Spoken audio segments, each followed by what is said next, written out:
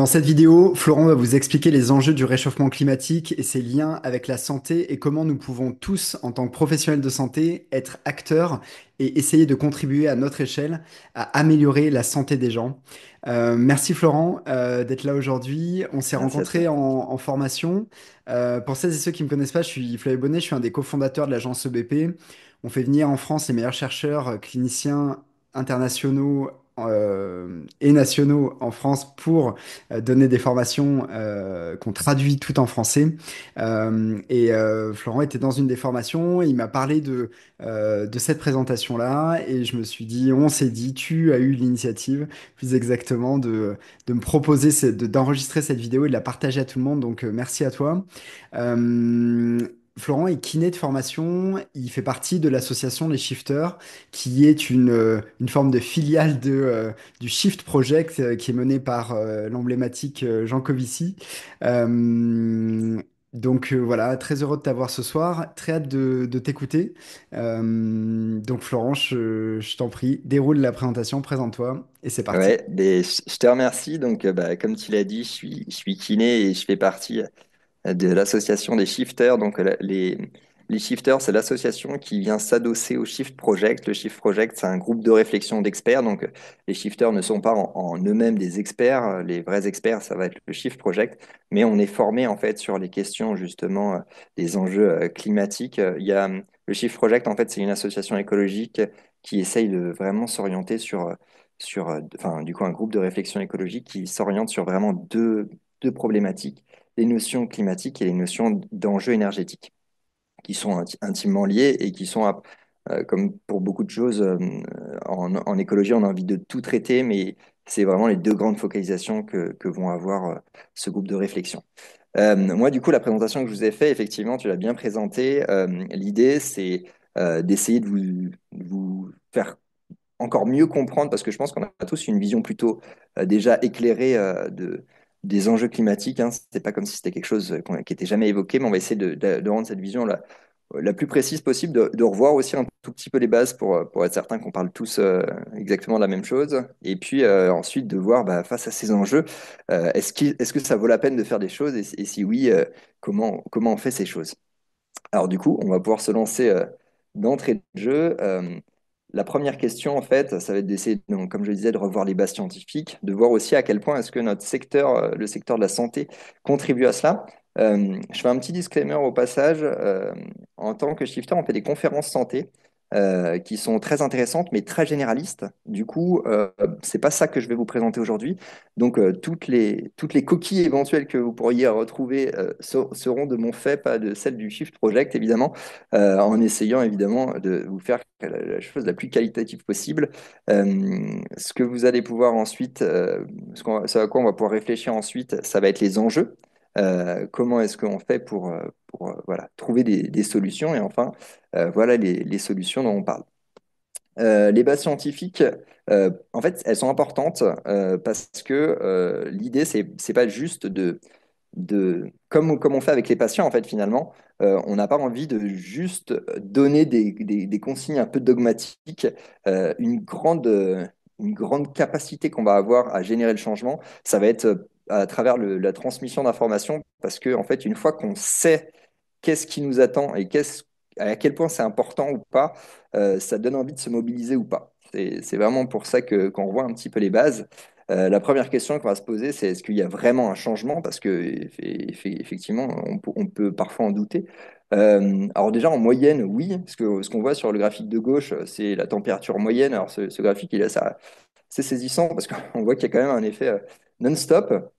Donc en moyenne, oui, c'est déjà le cas. Mais en fait, ce qui va se passer, ça va pas être seulement un réchauffement de la température moyenne, ça va être surtout un réchauffement des extrêmes. Donc là, ce qu'on voit sur la partie droite, la petite carte, c'est tous les pays qui, dans les 6 dernières années, ont battu leurs records nationaux d'épisodes de chaleur. Donc on voit qu'il y en a déjà pas mal. Ensuite, on peut se demander si on doit faire confiance à la science. Alors, au sein de l'agence EBP, je pense que cette question, elle va être relativement vite répondue.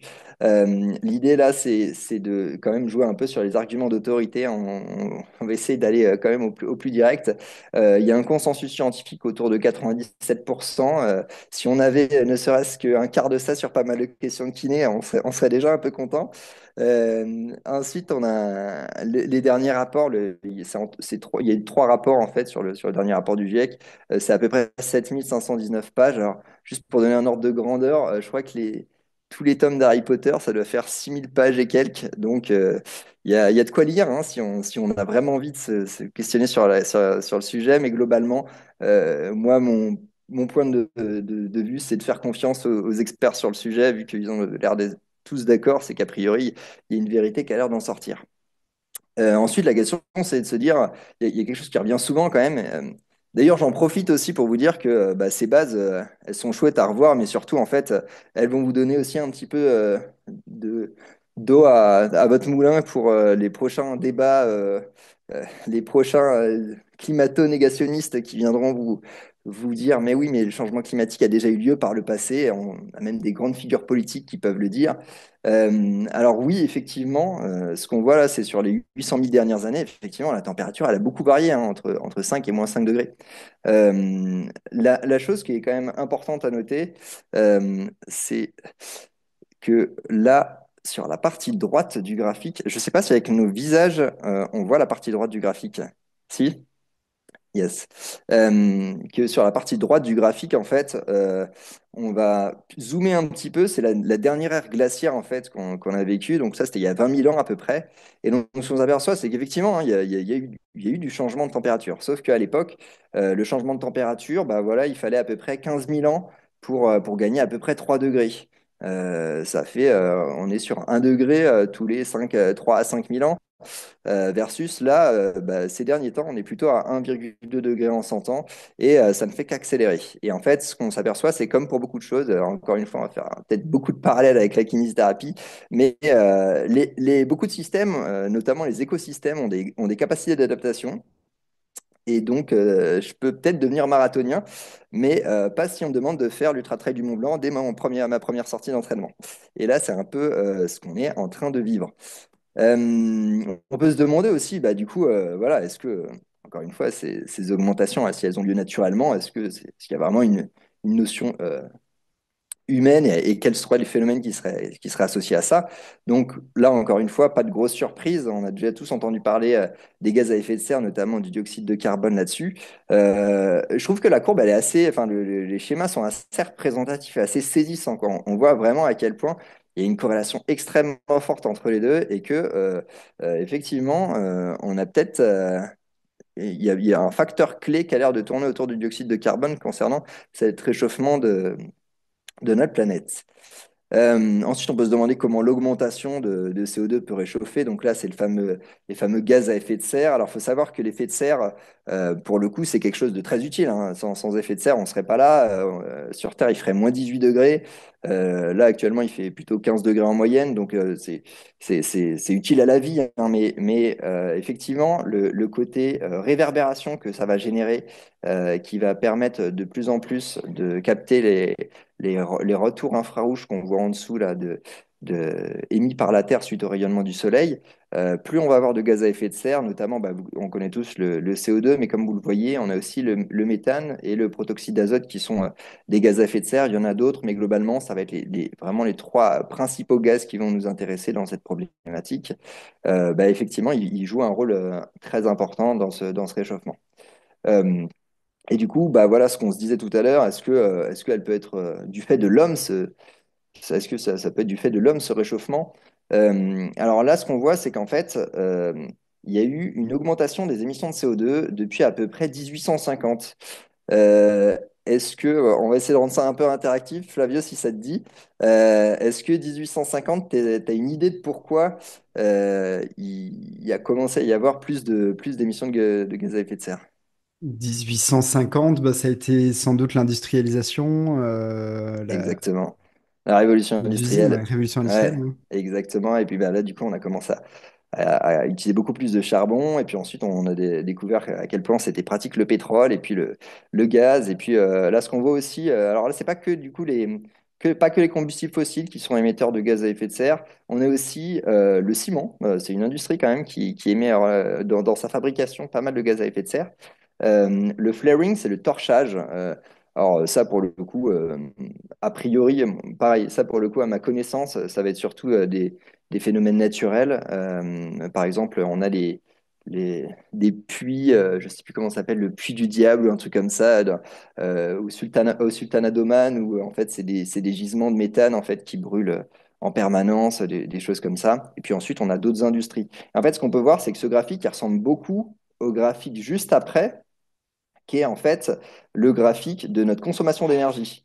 Et là, on se retrouve de nouveau à retrouver bah voilà, ce triptyque charbon, essence et gaz.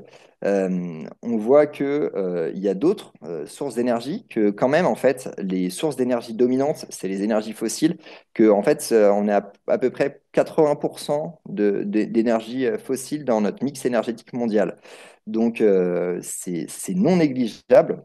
Et puis surtout, la deuxième chose qui est, je trouve, hyper marquant avec ce graphe, c'est à quel point est-ce que la notion de transition énergétique, pour l'instant, n'existe pas. C'est qu'en fait, il y a de l'accumulation énergétique. Chaque fois qu'on trouve une nouvelle source d'énergie, c'est chouette, on la rajoute au reste. Par exemple, sur la biomasse, bah, on continue de consommer à peu près autant de bois que nos aïeux. C'est juste que maintenant, en plus, on consomme du charbon et on consomme du pétrole, etc., etc., etc. Euh, pour, euh, pour le coup, on voit que donc il y a un phénomène de réchauffement. Maintenant, ce réchauffement de 1, 2 degrés, à quel point est-ce que c'est problématique?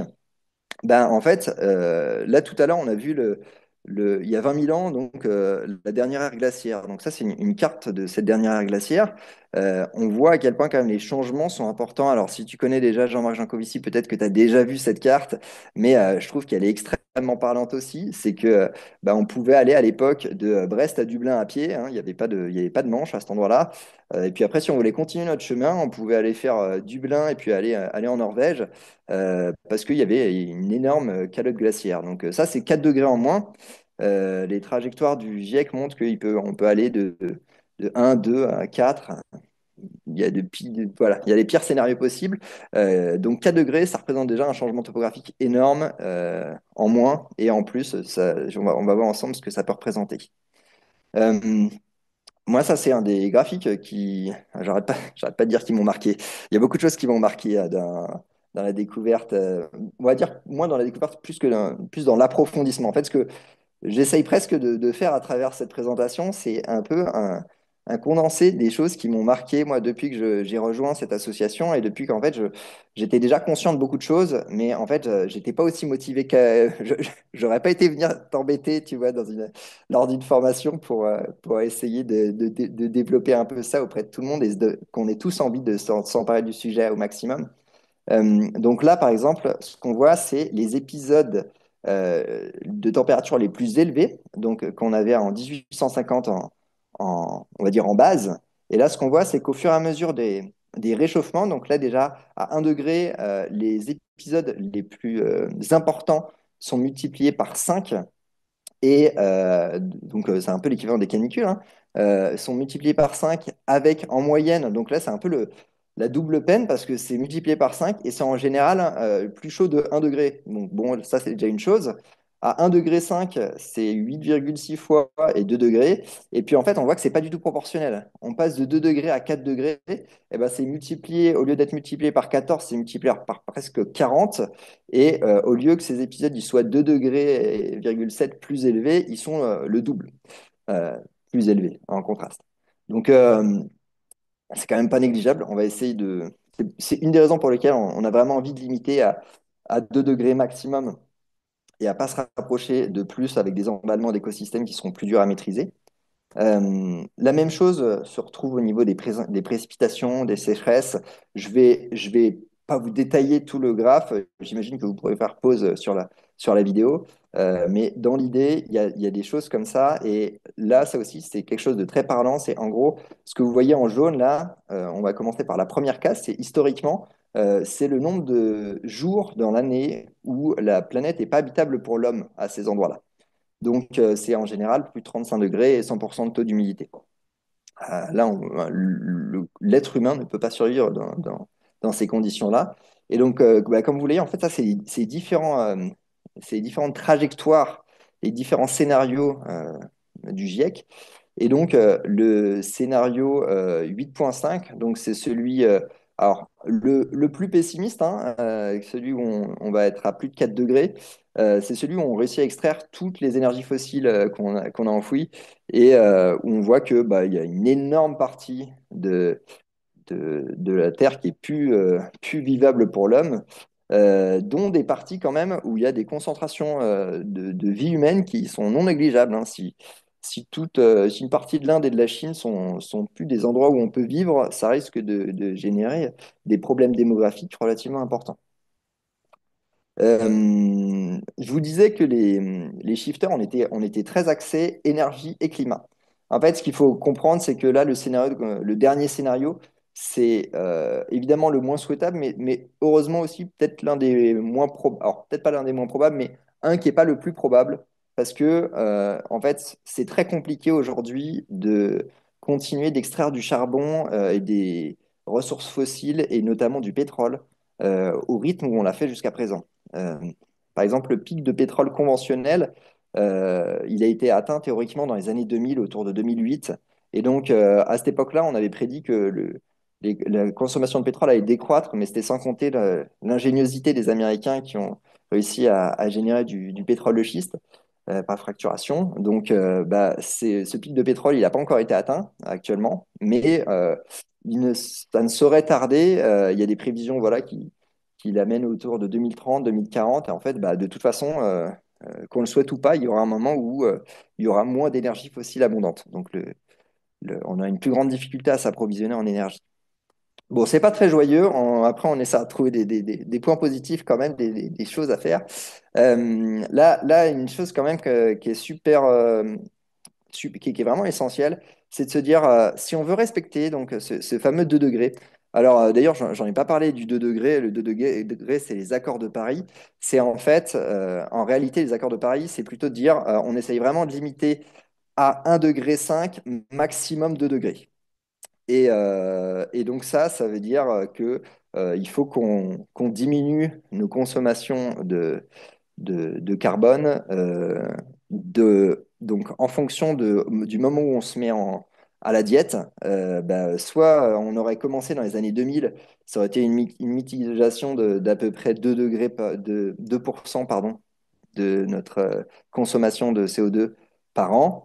Et là, en fait, on est autour actuellement de 6%. Euh, pour ordre de grandeur, 5% en moins, c'était l'année du Covid.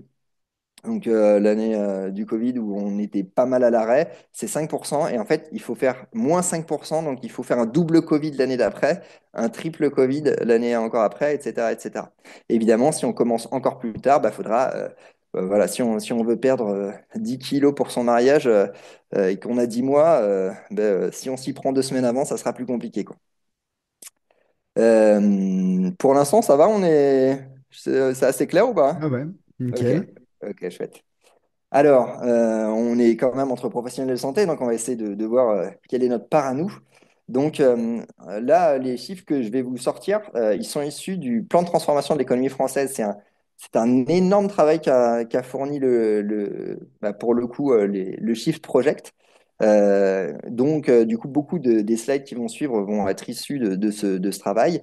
Euh, c'est une méthodologie qui est hybride, qui est qui a une marge d'erreur, hein, là, vous voyez, une incertitude de 20%. C'est un très gros travail donc, sur lequel il y a une petite tolérance quand même à avoir, mais globalement, ça nous donne surtout le plus important, c'est des gros ordres de grandeur. Là, on sait aujourd'hui que la santé en France, c'est à peu près 8% de l'empreinte nationale. Alors moi, j'avais aucune idée, j'étais aux antipodes de m'imaginer que bah, on émettait bah, un douzième de l'empreinte carbone de la France, nous, professionnels de santé. Dans ces 8%, il faut savoir qu'il y a 87% qu'on appelle les émissions indirectes, qu'on va voir juste après. Et parmi ces 87%, il y a la grosse moitié qui est lié aux médicaments et aux dispositifs médicaux. Alors, on va voir ça un petit peu plus avec un peu plus en profondeur. Donc, les, les, les émissions indirectes, c'est celles qui sont en bleu là. En fait, ça, c'est ce qu'on appelle les différents scopes. Donc, en fait, là, ces scopes-là, là, les 10 plus 0 plus 3%, ces 13%-là, c'est ceux qui sont demandés par la législation. Donc en fait, un hôpital est censé en fait bilanter ses émissions de gaz à effet de serre. Et donc, euh, alors tous les hôpitaux le font pas et toutes les structures qui sont censées le faire le font pas. Mais globalement, même quand elles le font, malheureusement, c'est largement insuffisant parce qu'en fait, c'est les, ça va être des coûts qui vont être relativement marginaux, on va dire, des émissions relativement faibles par rapport aux émissions indirectes. On parlait tout à l'heure des 50% avec là nos médicaments qui représentent à peu près 30% et nos dispositifs médicaux, donc les seringues, les perfusions, et toutes ces choses-là qui représentent à peu près 20%. À eux deux, ils représentent à peu près la moitié des émissions de gaz à effet de serre de l'hôpital et même de la santé de façon générale. On va voir qu'il y a des choses non négligeables aussi, hein, le transport des usagers et des visiteurs, les immobilisations, donc tout ce qui va être bâtiment, etc. Et puis il y a une notion dans l'alimentation, trajet domicile, et puis le chauffage, qui représente le scope direct, on va dire, le plus visible.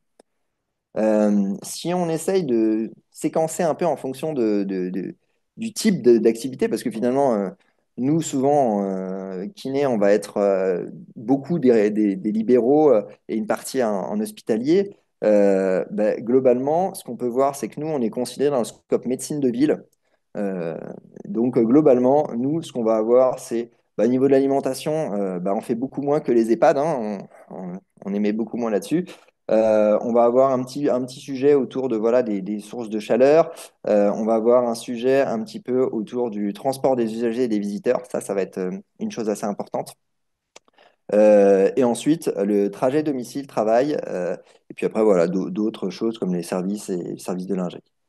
Euh, on va maintenant chercher à un petit peu se dire que quoi faire maintenant qu'on sait un peu tout ça. On va pas tout de suite apporter des solutions, on va déjà réfléchir aux solutions. Donc la première chose, c'est se dire, OK, bon, une fois qu'on a vu tout ça, on a envie de tout électrifier, et puis voilà, comme ça, le monde est plus simple, etc., etc. On achète un Cybertruck, etc. Alors ça, pour le coup, c'est peut-être la partie de la slide sur laquelle je vous demande peut-être le plus de clémence. Pour le coup, c'est vraiment 100% fait maison. J'ai été chercher en fait les capacités du parc électrique français. Donc actuellement, c'est 550 TWh. Donc alors pareil, si en commentaire, il y en a qui sont bien plus érudits que moi et qui réussissent à me faire un truc plus précis, je prends carrément. Mais globalement, à partir de données quand même de sources bien fiables, je nous ai trouvé donc la capacité du parc électrique français actuellement, c'est 550 TWh par an. Le surplus vendu, c'est 42 TWh, donc à peu près 8%. Le facteur de charge, alors le facteur de charge, sauf erreur de ma part, c'est à quel point est-ce que on exploite 100% de la capacité d'une usine ou là en l'occurrence d'une centrale nucléaire. Et donc ce facteur de charge, c'est notre mix énergétique, il y a quasiment que le nucléaire qui va être quelque chose de pilotable. Les éoliennes, les barrages hydroélectriques, les panneaux solaires, ceux-là, on ne choisit pas trop à quel point est-ce qu'on peut leur demander plus ou pas. Comme le nucléaire, en fait, ça représente à peu près 78% de nos ressources énergétiques, ça fait que même si on essaye de faire tourner les usines à fond, dans le meilleur des cas, on est aux alentours de 50% d'électricité en plus, en étant très optimiste. Donc, ça voudrait dire que si on voulait tout changer juste en électrifiant, si c'était juste ça la solution à apporter et qu'on avait les capacités techniques de faire ça, des avions électriques, des voitures électriques partout, etc., l'électricité représenterait les deux, si ça représentait les deux tiers de notre mix énergétique, on aurait juste à faire ça. Malheureusement, l'électricité aujourd'hui, on a de la chance quand même d'avoir une électricité peu carbonée, mais en fait, ce schéma, il est énorme. Et regardez surtout la colonne de droite. En gros, globalement, ce qu'on voit, c'est que l'électricité, on est aux alentours d'à peu près un quart de notre consommation énergétique qui est liée à l'électricité. qui est décarboné. Donc en fait, malheureusement, on ne peut pas se contenter uniquement de ça. Du coup, bah, la question qui vient, c'est du coup, bah ouais, mais du coup, est-ce qu'il faut se priver au lieu de pouvoir profiter d'une croissance verte et continuer de vivre très confortablement, etc., comme on le souhaite tous, hein. L'idée, c'est pareil, ça c'est très Jankoviciesque, c'est de faire comprendre vraiment le lien entre l'énergie et la finance. À quel point est-ce que nos sociétés ont réussi à se développer aujourd'hui, ce qui fait qu'un pays va être puissant, riche économiquement, c'est entre autres parce qu'il exploite de l'énergie pour tout faire, pour acheminer pour fabriquer des AirPods, pour acheminer bah, des perfusions pour faire fonctionner tout le système de notre société, en fait. Et en fait, ce qu'on voit sur le graphique de gauche, c'est à quel point est-ce que la production de pétrole mondial là, qu'on voit en bleu, alors on est d'accord, les courbes ne sont pas pile superposées, hein. On n'est pas non plus dans un truc dans des infos trafiquées pour vouloir à tout prix rentrer dans le schéma qu'on veut. Mais encore une fois, ce qui compte, c'est les ordres de grandeur. C'est s'apercevoir à quel point le PIB par habitant, en fait, est quand même intimement lié au fait qu'on puisse exploiter du pétrole. Là, c'est sur l'ensemble de l'énergie, donc pas juste le pétrole. Et de nouveau, en fait, on voit qu'il y a un facteur de corrélation très forte entre les deux. Et que, bah, oui, effectivement, moins d'énergie, ça veut dire probablement, avec les indicateurs qu'on utilise aujourd'hui, qu'est le PIB, mais, probablement un PIB un peu en berne. Donc, bah voilà, on a quand même envie de se dire, ouais, j'ai quand même maintenir un même niveau d'énergie sans fossiles, est-ce que c'est quand même possible? Alors souvent, face à ça, notre cerveau, il va être capable de générer Il va être très imaginatif. On va se dire, c'est ce fameux principe de dissonance, hein. Si on veut pas faire le deuil d'un truc, on va chercher des solutions à tout prix. La première chose, ça va être les compensations en plantant des arbres. Ça, c'est un grand classique. Malheureusement, en fait, ce qu'on s'aperçoit, c'est que bah, si par exemple, pour compenser le trajet que je vais faire, et attention, hein, le but ensemble, c'est qu'on comprenne les choses. C'est pas de se dire, Bouh, c'est pas bien celui qui a pris l'avion. C'est vraiment d'avoir envie de peut-être générer du changement au sein de nous-mêmes, en fait, en voyant ces données, en se disant, bah tiens, moi, c'est bon, j'ai pu compenser mon vol grâce à ma compensation avec des arbres. En fait, c'est de se dire que les arbres, ils vont mettre bah, déjà des années à pousser à absorber le CO2 qu'on a émis. Donc, bah, si on fait ça, on va avoir une sorte de dette. Ça va repousser au fur et à mesure de dizaines et de dizaines d'années, en fait, le phénomène d'absorption.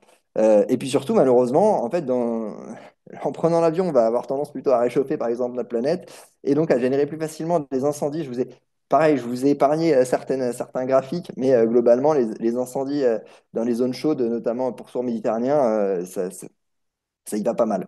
Et donc, bah, clairement, c'est investir sur un truc. Alors, encore une fois, hein, si on a envie d'aller planter des arbres, de base, c'est une excellente idée. Je ne dis pas qu'il ne faut pas planter d'arbres. Je dis juste qu'à choisir, il y en a un qui risque d'être quand même plutôt utopique pour se dire qu'il va compenser les défauts de l'autre. Quand il y a un feu de forêt en Méditerranée, le pétrole qui est sous la terre, il ne va pas brûler, alors que l'arbre, il peut avoir tendance quand même un petit peu à le faire. Donc, c'est d'avoir un peu ces notions-là en tête. La deuxième notion, un peu autour du techno-solutionnisme, le truc où on se dit, ouais, on va réussir à faire des avancées sans trop avoir besoin de changer nos habitudes, ça va être le capteur de CO2. Alors ça, moi, c'est un truc, j'y croyais très fort, j'espérais très fort. Du coup, je suis allé un peu chercher les informations. Malheureusement, en fait, le capteur de CO2, alors là, c'est en vous mettant, pareil, encore une fois, les données les plus optimistes, hein. C'est depuis qu'il y en a un nouveau qui est sorti de terre en Islande, qui est ultra efficace, qui a multiplié par 5 l'ensemble des captations mondiales qu'il y avait jusqu'à présent, etc. Bah, globalement, on est sur 50 kilotonnes d'équivalent CO2 par an. Donc, bah, ça, je vous donne pas les chiffres avec les zéros, mais globalement, c'est pas beaucoup de ce qu'on émet. Et en plus, ça consomme beaucoup d'énergie. Encore une fois, pour ne pas citer Jean-Marc Jancovici, j'avais cru comprendre qu'il fallait l'équivalent de l'énergie mondiale. dans ces aspirateurs pour réussir à absorber ce qu'on émettait mondialement. Donc, on est un peu sur un serpent qui se mord la queue. Donc, malheureusement, c'est encore une fois, hein, c'est mieux que rien. Et c'est 0,00125%, on les prend, mais il ne faudra pas qu'on compte que là-dessus, malheureusement. Et après, bon, bah, derrière, il y a de la réactance. On se dit, ouais, mais c'est pas moi qui pollue, c'est la Chine, non, etc. Euh, Globalement, effectivement, si on regarde le bilan carbone, alors pareil, la petite aparté, c'est la différence entre bilan carbone et empreinte carbone. Le bilan carbone, c'est les émissions qu'on va attribuer. Donc, par exemple, la Chine a un très gros bilan carbone. La France a un bilan carbone relatif par rapport à la Chine. Par contre, si on regarde l'empreinte carbone, c'est un peu différent. L'empreinte carbone, c'est le bilan carbone et ensuite on déduit les imports, on rajoute les imports, on déduit les exports. Et comme nous, on n'exporte pas beaucoup, mais qu'on importe beaucoup, notre empreinte carbone est beaucoup plus importante que notre bilan carbone, et pour la Chine, c'est le contraire. Et puis après, il faut ensuite se dire, est-ce que, bah tiens, ça c'est la valeur absolue. Maintenant, la Chine, c'est pas une personne, quoi. Et ensuite, si on le fait par habitant, là, les rapports s'inversent un petit peu. On se dit, ah, bah, finalement, c'est peut-être pas sur les Chinois que je vais chercher en premier à faire de la sensibilisation, on va dire. Donc là, ce qu'on voit, ça va être surtout plutôt des pays assez riches, assez développés et avec des sources de pétrole plutôt importantes. Et puis après, ce qu'on va se dire aussi, c'est bah ouais, du coup, le problème, c'est plutôt les riches. Donc effectivement, si on regarde le palmarès, je crois que c'est les 60 milliardaires les plus importants. Là, il y a le top 20, mais il y a un autre rapport avec les 60 milliardaires les plus importants. Ben, on va se retrouver effectivement avec euh, légèrement plus que la moyenne nationale. Alors, notre moyenne nationale est autour de 10 tonnes par habitant par an. Là, on est à peu près autour de 8 000 tonnes, donc c'est un peu plus. Donc, on a un peu envie de sensibiliser, effectivement. Si vous avez des amis milliardaires, je vous conseille de les sensibiliser, en tout cas ceux qui émettent beaucoup. Derrière, ce qu'il faut se dire, c'est que dans tous les cas, on est à 10 tonnes. L'objectif pour réussir à réduire et à atteindre les objectifs de l'accord de Paris, c'est à peu près 2 tonnes par personne. Donc, dans tous les cas, on est 70 millions à devoir atteindre 2 tonnes. Donc, c'est pas juste les 8 000 tonnes de Bernard-Arnault. Encore une fois, hein, on va essayer, chacun fera sa part, hein, mais et il y en a qui ont peut-être des plus grosses parts à faire que d'autres. Mais globalement, faut pas se focaliser que là-dessus parce qu'en plus, bah, il y a des choses sur lesquelles on a beaucoup de contrôle et d'autres sur lesquelles on a moins. Donc, euh, voilà, après, chacun voit midi à sa porte, mais globalement, il faut réussir à avoir un petit peu l'image globale de tout ça.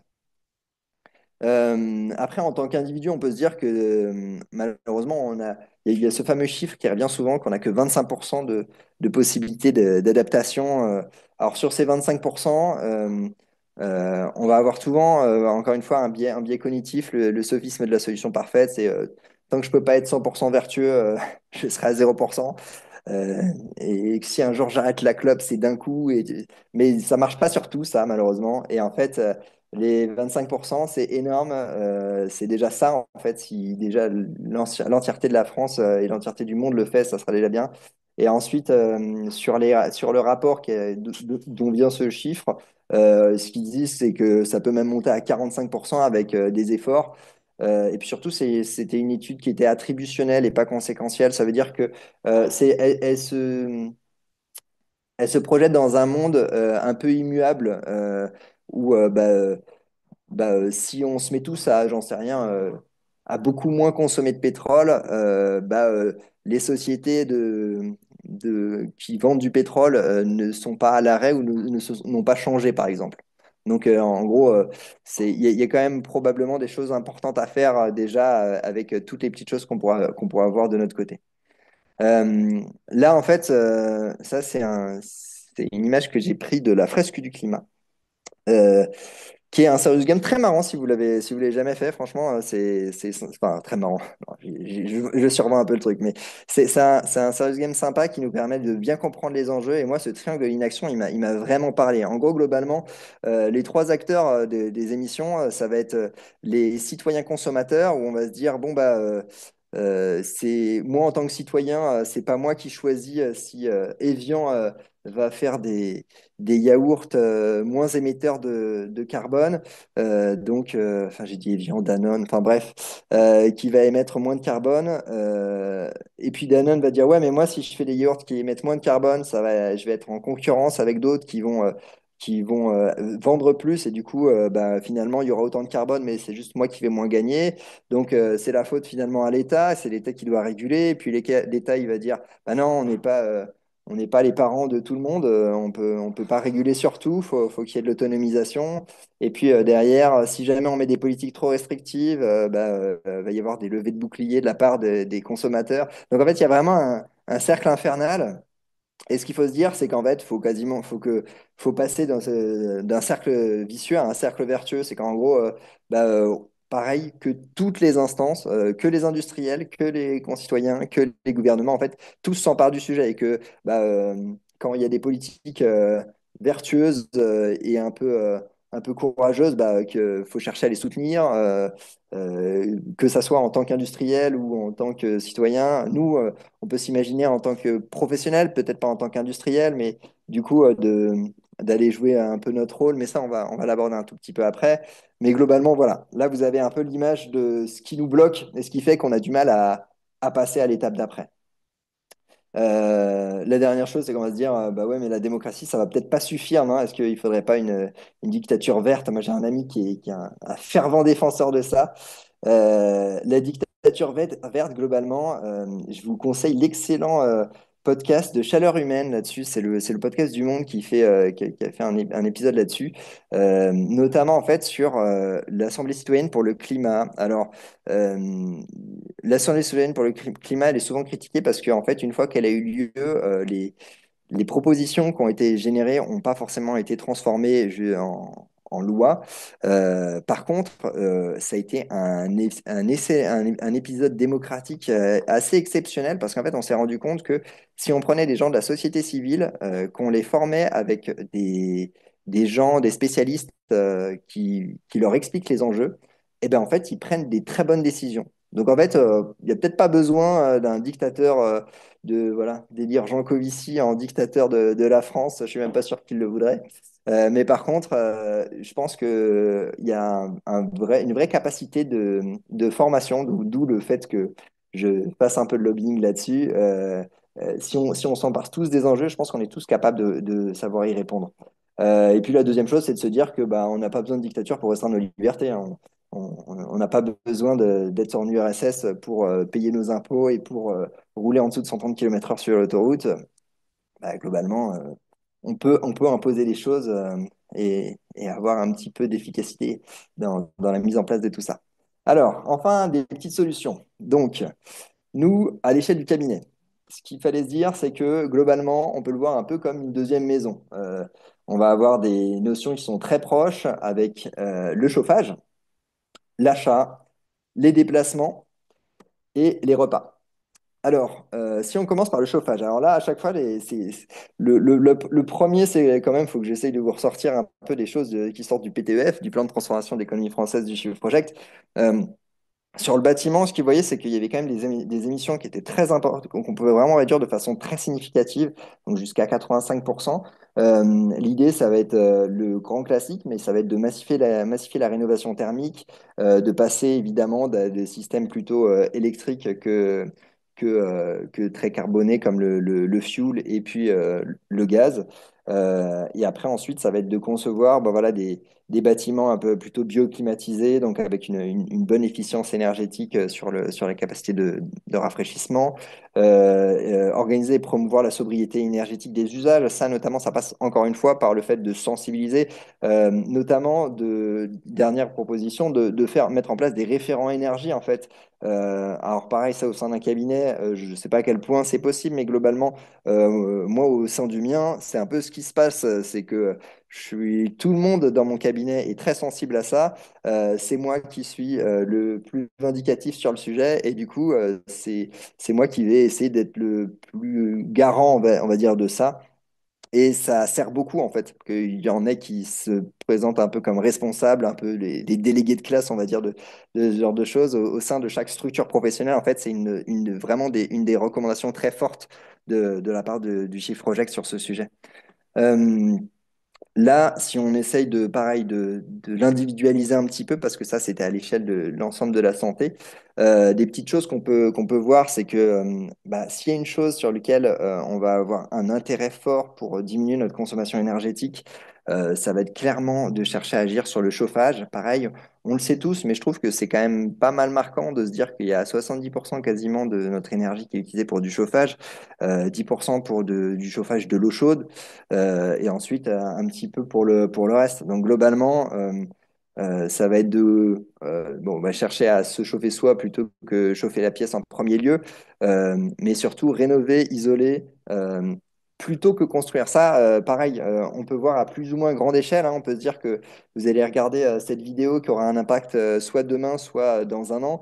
En fait, le jour où vous montez un cabinet, pareil, je sponsorise Chaleur Humaine, le podcast du monde, mais je vous ai mis le lien là du.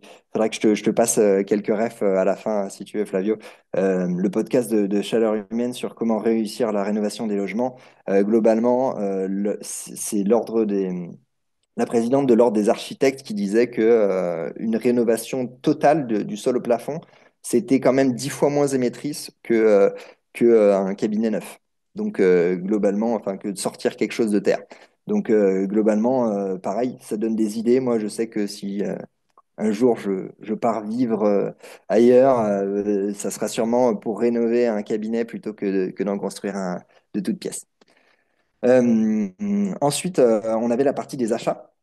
Donc, bon, voilà, clairement, c'est pour ça que j'ai essayé de le personnaliser un peu. Sinon, bah, voilà, ça tourne quand même beaucoup autour des médicaments et des dispositifs médicaux, ce qui nous concerne un tout petit peu moins. Donc, je vais peut-être passer cette slide un petit peu plus rapidement. Et puis, bah, ceux qui sont intéressés pourront toujours mettre en pause. Mais globalement, nous, à notre échelle, ça va être déjà, première chose, c'est de faire du nécessaire plus que du superflu. C'est bête, mais globalement, c'est de réfléchir à deux fois avant de se dire, est-ce que j'en ai vraiment besoin de ce truc qui m'a chauffé quand je suis passé devant un Reduca, mais en fait, en réalité, que j'utiliserai peut-être qu'une fois dans l'année. Et pareil, hein, ça dépend, est-ce que c'est un énorme truc très émetteur ou est-ce que c'est un petit truc? C'est de se faire un peu des ratios. La deuxième chose, c'est de se dire, bah, si je dois acheter neuf, il vaut mieux que, bah, tant qu'à faire, que ça soit éco-responsable. Donc là, je vous ai mis le lien en dessous. Il y a beaucoup de liens que j'ai pris qui sont issus de l'ADEME. Franchement, on trouve énormément de ressources sur leur site. Et donc, notamment, bah, un label sur les entreprises qui sont plus ou moins éco-friendly, on va dire, qui sont avec pareil, des taux d'excellence, bon, très bon, excellent, etc. Donc ça vous donne une bonne idée de à quel point est-ce que c'est un label greenwashing, mais plutôt efficace ou pas. Ensuite, le niveau d'au-dessus, ça va être de faire du reconditionné ou de l'occasion plutôt que du neuf. Alors ça, pareil, en fait, quand j'ai monté mon cabinet, avec le recul, je regrette beaucoup de pas avoir acheté plus de reconditionné. En tant que professionnel, on a peut-être besoin souvent de certaines garanties. Si ça marche plus au bout de 6 mois, bah, on a une patientèle quand même qui en a besoin. Donc, le reconditionné, ça va être souvent quand même une très bonne, un très bon entre-deux en fait, pour pareil, rester dans une partie de son confort et quand même bah, faire un pas dans la bonne direction. Ensuite, on va avoir la notion de partager l'empreinte grise. Donc pareil, j'enfonce des portes ouvertes, mais monter des cabinets à plusieurs, c'est vachement mieux. On partage tout, on partage l'empreinte grise du chauffage de la salle d'attente, on partage l'empreinte grise de l'achat du vélo, enfin tout est en commun, c'est beaucoup plus éco-friendly. Ensuite, on avait une petite notion sur les repas. Pareil, hein, ça va pas être le truc le plus important, mais bah, globalement, réduire le gaspillage alimentaire, des offres de repas végétariens, et puis réduire les quantités d'emballage, etc., dès que possible. Euh, donc nous, pareil, si on essaye d'un peu personnaliser ça, globalement, végétal, bio, local, de saison, je vous ai mis un peu des ordres de grandeur. Là, par exemple, si on compare le, le burger végétarien, le burger au poulet et le cheeseburger, on a déjà un facteur assez important. Pensez-y la prochaine fois que vous irez au restaurant et que vous hésiterez entre les deux parce que voilà. Euh, Deuxième chose, ça va être de se demander aussi les notions de transport. Il y a des trucs qu'on connaît bien, il y en a d'autres où on fait un peu moins attention. Ok, le quinoa, c'est peut-être pas le diable, mais en fait, pour des céréales, c'est des céréales qui viennent d'assez loin et qui sont assez consommatrices de, durant sa période de culture. Donc, c'est une petite chose à avoir en tête. Et puis, pareil, on va avoir l'avocat, mais alors surtout, moi, s'il y a un fruit, un fruit qui est vraiment le fruit du démon, la mangue. En fait, entre autres, parce que vous le voyez, hein, c'est la partie transport. La mangue, en fait, ça vient en avion la plupart du temps. Bah ouais, clairement, la mangue, vaut mieux beaucoup plus. J'aurais dû vous mettre le fruit de la passion plutôt que l'avocat à côté. Genre, je sais plus combien de kilos on peut manger de fruit de la passion pour 1 kilo de mangue, mais c'est assez hallucinant. On avait les notions de déplacement. Alors, sur les déplacements, ce qu'il faut essayer de se dire, c'est globalement, c'est un peu les classiques, hein, mais c'est faire la promotion des mobilités actives, c'est encourager l'utilisation des transports en commun, le covoiturage quand c'est possible, etc., etc. Pareil, hein, en fonction de à qui on va s'adresser, ça va pas être le même sujet, hein. Si on vit en plein cœur de Paris ou si on est plus en province et qu'on n'a pas beaucoup de transport autour de soi, et il y a des notions à chaque fois, encore une fois, pas de culpabilité. On fait toujours, on voit en fait les leviers principaux qu'on peut essayer d'activer et à quel point c'est difficile pour chacun de les activer. Euh, mais voilà, ce qu'on voit, c'est qu'on peut quand même faire des choses assez intéressantes. Pour bien comprendre les notions de déplacement, pareil, hein, ça c'est mon petit côté shifter. Si on veut comprendre les notions climatiques, il vaut mieux comprendre à la base les notions énergétiques. Donc bah voilà, un vélo mécanique ou un vélo électrique, globalement, c'est à peu près 0,2 kW en termes de puissance demandée. Tesla Model Y, c'est déjà un peu plus. Et puis bon, bah, c'est un classique, hein, mais euh, évidemment, plus on monte dans les tours, plus on va avoir tendance à consommer beaucoup. Et donc là, on a quand même un rapport presque d'un tiers en plus si on roule un petit peu moins vite en termes d'énergie totale dépensée. Et ensuite, on va avoir un Boeing 777, globalement, c'est beaucoup de vélos. On est sur à peu près 1 million de vélos. Donc, il va falloir beaucoup pédaler pour ça. Et évidemment, ça va être toutes ces notions-là à bien avoir en tête. C'est encore une fois, l'idée, c'est pas de dire prendre une fois l'avion, c'est grave, c'est pas grave. C'est plutôt de se dire, OK, je connais les ordres de grandeur et je sais à quel point si je le prends pendant 1 heure, c'est une chose. Si je le prends pendant 12 heures, c'est encore autre chose, etc., etc. Sachant que l'avion a quand même une grosse partie de ses émissions qui sont liées beaucoup au décollage. Donc, les vols courts sont encore plus dommageables, on va dire, que les vols longs. Même si les vols longs accumulent plus de CO2, évidemment, hein. Alors, nous, en tant que praticiens aussi, ce qu'on peut essayer de voir, c'est par rapport aux dispositifs médicaux. Donc, vous voyez qu'il y avait un petit sujet par rapport à ça. Nous, c'est des petites choses, hein, mais voilà, quand on disait le pratico-pratique, en vrai, moi, je l'évoque là, mais c'est beaucoup plus tout le reste, en fait, qui va avoir beaucoup compté de la prise de conscience de tout le reste pour réussir, en fait, à voir à chaque fois, en permanence, dans ce qu'on fait, dans nos usages, ce qui va être très efficace ou moins efficace. On va avoir pour les usages à court terme, encore, là, tout à l'heure, le partage de l'empreinte grise. Donc, l'empreinte grise, c'est les émissions liées à la fabrication de quelque chose. Globalement, une béquille, une attelle, c'est pas grand-chose, hein, mais en fait, avant de le prescrire, demandez si vos patients en ont. C'est bête, mais ça se trouve, ils ont déjà une paire de béquilles qui traînent chez eux ou leur meilleur pote qui attend que ça, que de la refiler. Donc, faut pas hésiter à le demander. Ensuite, la diminution des consommations de soins, je pense que c'est là qu'on va avoir un gros impact de par nos usages vis-à-vis des patients. En gros, globalement, le plan de transformation de l'économie française, ce qu'il proposait dans son volet santé, en premier lieu, c'était de faire de la santé publique. Parce que globalement, si on fait beaucoup de prévention, euh, on diminue la consommation de soins. Et donc, voilà, prévention de l'activité physique, du tabac, hein, on a les possibilités de le faire désormais. Le médicament en diminution des antalgiques par un peu d'activité physique, par de la physiothérapie chaud-froid. En priorité de l'activité physique, hein, on sait qu'il y a énormément de co-bénéfices, donc c'est quelque chose d'assez chouette à promouvoir. Pareil, c'est de se dire que ça, j'imagine que quand on fait partie du public de l'agence EBP, on est déjà un peu au courant de ça, mais disons que si on a double motivation à le faire, on tiendra peut-être encore un peu plus tête à ce patient qui a vraiment pas envie de faire d'activité physique. Et peut-être qu'on le sensibilisera à travers des notions comme ça, s'il a une sensibilité là-dessus. L'autonomisation des patients aussi, encadrant le nombre de séances de traitement, pareil, on diminue la consommation de soins, on automise les patients, tout le monde est plus heureux. Euh, en diminuant aussi la consommation d'imagerie et surtout en essayant d'avoir des imageries les plus appropriées possibles. Oui, si je vais faire une IRM pour mon entorse de cheville, globalement, c'est dommage parce que déjà, est-ce que j'avais besoin d'une échographie? C'est une première question, mais ensuite, si j'ai besoin d'une IRM, ça va être à peu près 20 fois plus émetteur qu'une échographie. Donc, pareil, d'avoir un peu ces notions d'ordre de grandeur en tête, ça peut aussi aider à se cadrer quand on hésite un peu avec les patients. Comme je vous le disais tout à l'heure, hein, l'idée c'est de chercher à diminuer la consommation de soins, à supprimer le gaspillage et à substituer quand c'est substituable. Alors, nous, à l'échelle d'Akiné, supprimer le gaspillage, encore une fois, hein, ça va être ces patients malheureusement pas suffisamment autonomisés qui vont rester des années et des années dans un cabinet à faire des soins passifs, par exemple. La substitution, ça va être peut-être justement un patient qui irait mieux au bout de un mois en faisant du passif et en une semaine en faisant de l'actif. Allez, j'exagère un petit peu les choses, mais c'est de se dire en optimisant notre efficience, on va avoir un impact aussi là-dessus. Euh, on va avoir aussi les notions de comprendre un peu les déterminismes de santé. Globalement, les déterminants de santé, pardon.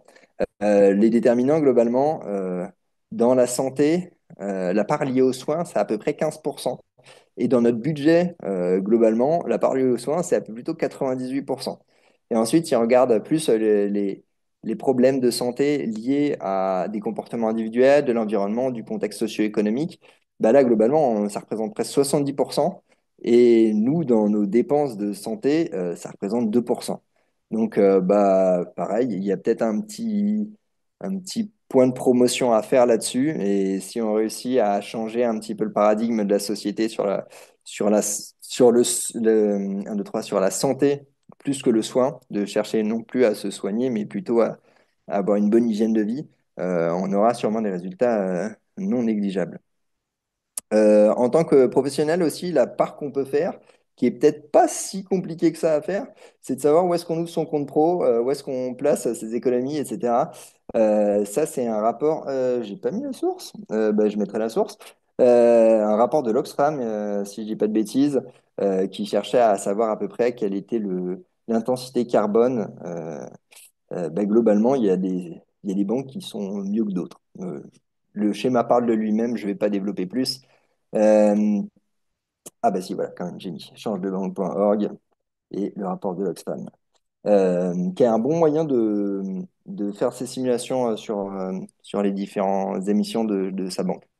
Ensuite, il y a un sujet, pareil, qui peut sembler trivial une fois qu'on a mis un petit peu de trésorerie de côté, c'est choisir où est-ce qu'on place son argent. Alors ça, c'est le rapport Galaxy Digital, c'est celui qui est vraiment cité le plus sur les sites de Bitcoin qui cherchent à vous dire que globalement, le Bitcoin, c'est pas si émetteur que ça. Alors, les ordres de grandeur, on était sur, je crois, ça représentait 0,6% des actifs du marché financier, je crois, les crypto-monnaies par rapport à la bourse. Et ça émet à peu près quasiment la moitié de ce qu'émet le système bancaire.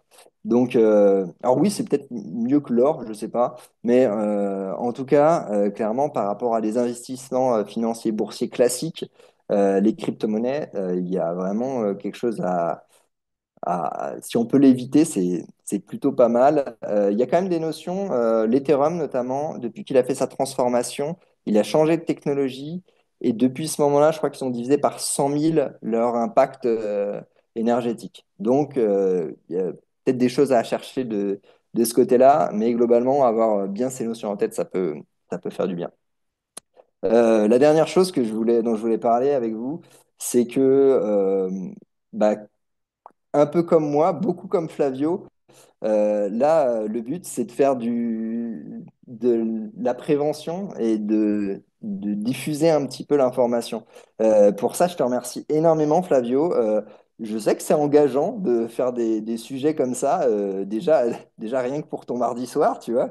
Mais vraiment, je te remercie de cette fenêtre que tu m'as ouverte parce que en fait, ça va être à travers le fait d'échanger, de communiquer qu'on va réussir en fait à relever ce défi. Dans le sixième rapport du GIEC, hein, ils le disent, hein, les influenceurs sociaux, toi Flavio qui a une grosse audience, mais globalement, même à notre petite échelle, hein, c'est toutes les petites actions qu'on va pouvoir faire, si elles coûtent pas grand-chose, autant les faire, quoi. La personne que j'ai mis là, c'est un influenceur qui s'appelle Aurélien Barraud. Alors, il aimerait pas qu'on l'appelle influenceur, mais c'est un astrophysicien qui parle beaucoup d'écologie à un moment qui disait une chose que j'ai trouvé super impertinente, c'est en fait le jour où on arrêtera de s'émerveiller et de trouver super stylé des comportements qui sont plutôt mauvais pour notre société, on aura fait un énorme pas en avant. Et en fait, c'est de considérer qu'au mieux, les personnes qui continuent d'avoir ces comportements, il ne faudra plus les mettre sur un piédestal parce que, a priori, ça sera plus des comportements égoïstes. Et par contre, les personnes qui commencent à entreprendre un changement, ça va être de les pousser un maximum et de les motiver. En gros, c'est ce fameux truc exemple super personnel. Ma grande sœur avait quand même le chic pour me dire, à chaque fois que je faisais un truc bien, elle me dit, ah, ça y est, enfin, tu te mets à tel truc.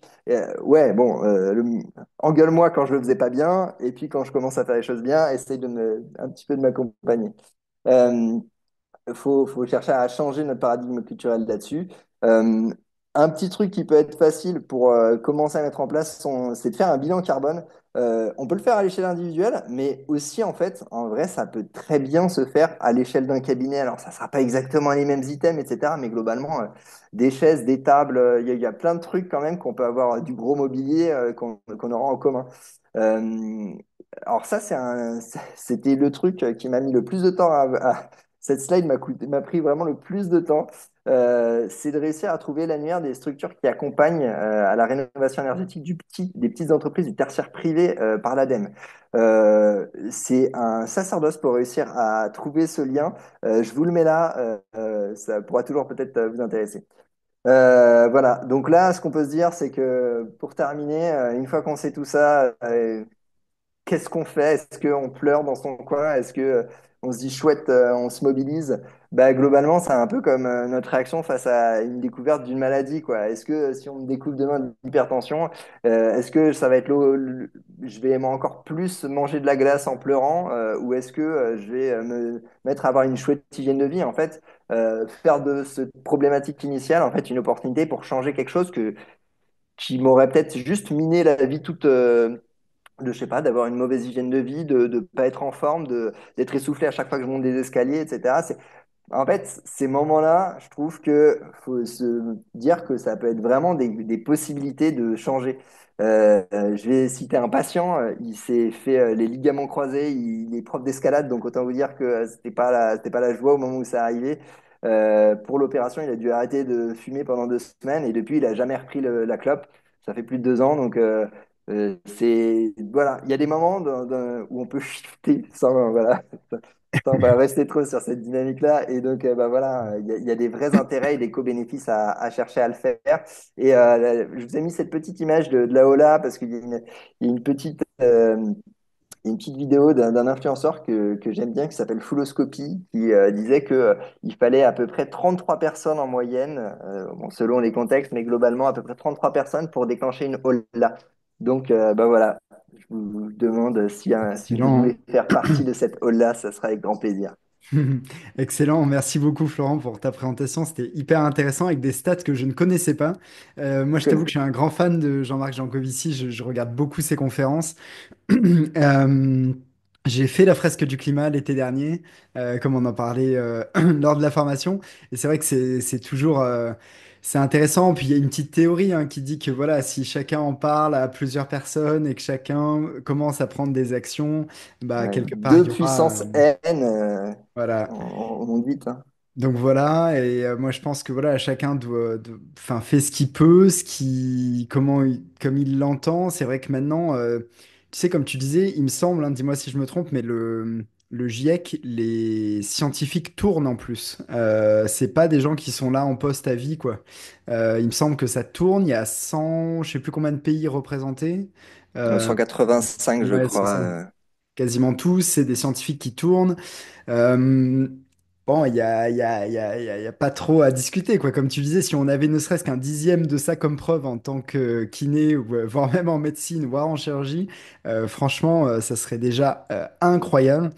Donc voilà.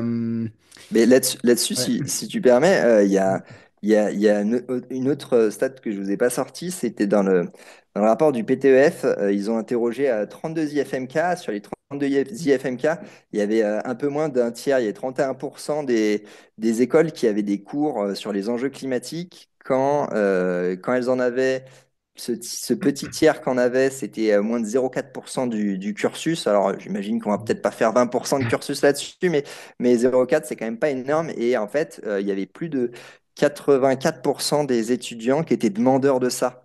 Voilà. Et ce que dit vraiment le rapport du PTEF, c'est clairement, il faut donner envie aux gens de se former et d'avoir des référents partout. Donc en fait, c'est quand ça sera plus ostracisé et que on se dira plus, oh, l'écolo de service, il a encore demandé à ce que on mette pas le chauffage à 20 degrés, mais à 19. Bah, en fait, quand ça sera devenu plutôt un réflexe normal, tout comme on laisse pas je sais pas, les lumières allumées en sortant d'une pièce, bah, quand il y aura ces petites choses-là qui seront devenues des réflexes normaux, on aura déjà pas mal avancé. Mais comme on le voit, il faut beaucoup avancer et surtout, comme on le voyait, chaque année perdue, entre guillemets, c'est vraiment dommage parce que ça veut dire qu'il faudra encore plus se serrer la ceinture après ou Ouais, bien sinon payer des pots cassés qu'on n'a pas envie de payer. ouais, clairement. Ben écoute, je crois que c'est top comme mot de la fin. Merci beaucoup, Florent, pour ta participation. Au plaisir de remettre ça. N'hésite pas si tu as des trucs à me partager que moi je pourrais partager à la communauté, dans la newsletter notamment. Je sais qu'il y a l'équipe du professeur Kiami qui a fait une étude du coût écologique des différentes opérations du croisé. Et ils sont amusés à faire ça et c'était assez fascinant. Les résultats, il me semble que c'est le Mac Eiffel qui était le moins émetteur en termes de CO2 que les autres procédures. Donc c'est marrant, tu vois, comme quoi on peut l'appliquer à tout. Euh, Et t'imagines si c'est en ouais. plus la non-opération, Là, oui, ouais, l'économie ouais, ouais. carbone. Ouais, ouais, clairement, clairement. Après, si le patient doit venir beaucoup au cabinet de kiné, bah là, Très bonne question. Très, tu vois, très, on va s'amuser à calculer ça. Mais en tout cas, c'était hyper intéressant. Je tâcherai de te retrouver l'article, je te l'enverrai, ça pourra Ah, carrément. agrémenter tes données. Donc, en tout cas, merci beaucoup et puis à très bientôt alors. Merci beaucoup. Merci à toi. Ciao. Ciao.